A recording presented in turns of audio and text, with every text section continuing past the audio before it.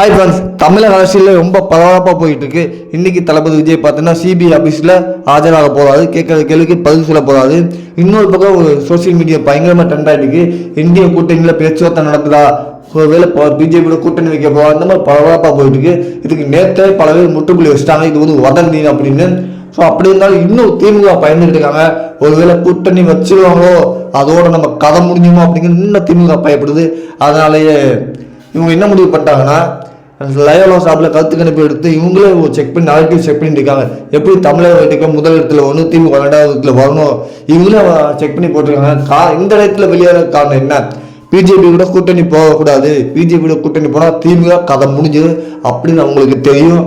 அதனாலே என்னென்னமோ பாசிட்டிவ், அதாவது தமிழக வீட்டுகளுக்கு பாசிட்டிவாக நடக்கிற மாதிரி கொண்டு வராங்க திமுக காரங்களை இவங்களே செக் பண்ணுறாங்க.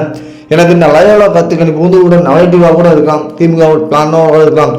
எப்படி கூட்டணிக்கு வராமல் தனித்து நிற்கணும், அப்போ தான் நம்ம ஈஸியாக ஜெயிக்கலாம் அப்படிங்கிற திமுக பிளான் போட்டுக்கிட்டு இருக்கு. கண்டிப்பாக அது மட்டும் நடக்கவே நடக்காது. திமுக கண்டிப்பாக இந்த தடவை ஆட்சி அமைக்கிற கஷ்டம்தான். ஏன்னா அந்த அளவுக்கு தமிழகத்தில் சட்டம் ஒழுங்கு பிரச்சனை போயிட்டு இருக்கு. பெண்கள் மத்தியில் திமுக ஒரு கெட்ட பேர் வந்துருச்சு. ஏன்னா கண்டிப்பாக சிபிஐ ஆஃபீஸில் தளபதி விஜய் வந்து என்ன பதில் சொல்ல போகிறாரு, போயிட்டு வந்ததுக்கப்புறம் என்ன முடிவெடுக்க போகிறாரு நம்ம வெயிட் பண்ணி பார்ப்போம்.